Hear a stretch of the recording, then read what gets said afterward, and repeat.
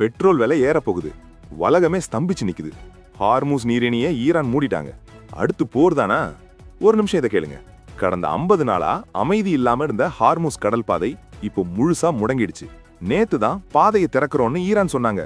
ஆனா ட்ரம்ப் கொடுத்த ஒரு வார்னிங் மொத்தத்தையும் தலைகீழா மாத்திடுச்சு. ஈரான் 20 கப்பல்களை திருப்பி அனுப்பிட்டாங்க. பதிலுக்கு அமெரிக்க கடற்படை 23 கப்பல்களை தடுத்து நிறுத்தி வச்சிருக்காங்க.